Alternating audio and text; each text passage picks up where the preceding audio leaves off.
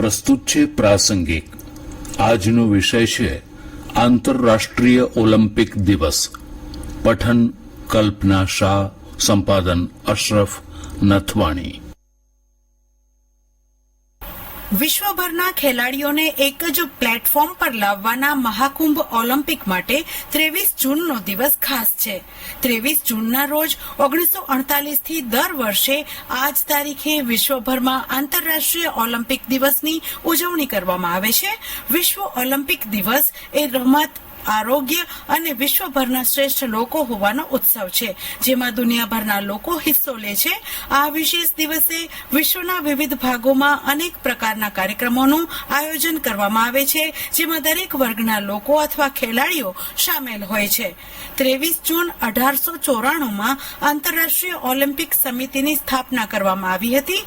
આ દિવસ આંતરરાષ્ટ્રીય ઓલિમ્પિક સમિતિ IOCના ગઠનની યાદ અપાવે છે અને લોકોને જાતિ, લિંગ અને સામાજિક સ્તરથી ઉપર જઈને રમતોમાં ભાગ લેવા પ્રેરિત કરે છે.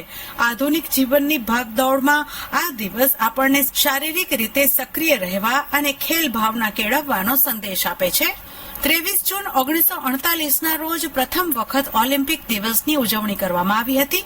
તે સમયે Portugal, Greece, Austria, Canada, Switzerland, Great Britain, Uruguay, Venezuela અને બેલ્જિયમે પોતપોતાના દેશોમાં ઓલિમ્પિક ડેનું આયોજન કર્યું હતું અને તત્કાલીન IOC પ્રમુખ સિગફ્રાઇડ એડસ્ટ્રમે વિશ્વના યુવાનોને સંદેશ આપ્યો હતો. વિશ્વ ઓલિમ્પિક દિવસ મુખ્ય રીતે 3 સ્તંભો પર આધારિત છે, જે તેના મુખ્ય ઉદ્દેશ્યને પરિભાષિત કરે છે. જેમ કે મૂવ એટલે કે સક્રિય થવું. તેનો ઉદ્દેશ્ય લોકોને શારીરિક રીતે સક્રિય કરવા માટે પ્રોત્સાહન આપવાનો છે. રમતો માત્ર એથ્લીટો માટે નથી, પણ દરેક વ્યક્તિને સ્વસ્થ રહેવા માટે કોઈને કોઈ રમત અથવા વ્યાયામ સાથે જોડાવવું જોઈએ. લર્ન એટલે કે શીખવું. આ સ્તંભ રમતોના માધ્યમથી શિક્ષણ અને નૈતિક મૂલ્યોને પ્રોત્સાહન આપે છે. સર્ચ એટલે કે સંશોધન, જે લોકોને નવી રમતો માટે સંશોધન કરવા માટે અને પોતાની ક્ષમતાઓનું સંશોધન કરવા માટેનો અવસર આપે છે.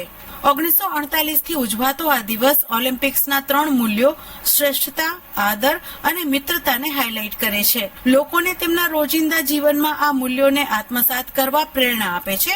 વિશ્વભરમાં રમતગમત જગત સાથે સંકળાયેલા રમતવીરો અને સંસ્થાઓ આ દિવસની વિશેષ ઉજવણી કરે છે. ભારતનો ઓલિમ્પિક ઇતિહાસ સમૃદ્ધ અને ગૌરવશાળી રહ્યો છે.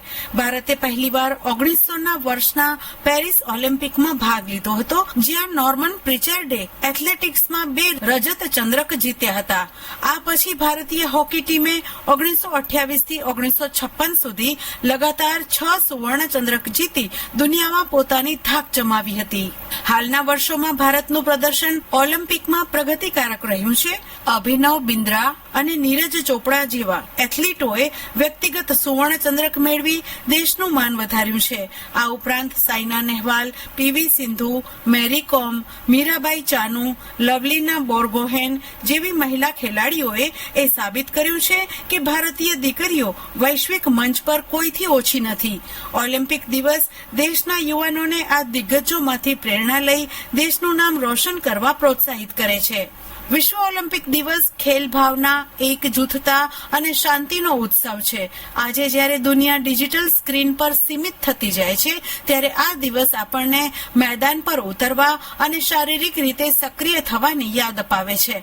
રમતોથી આપણી અંદર વિપરીત પરિસ્થિતિઓથી લડવાનું સાહસ પેદા થાય છે.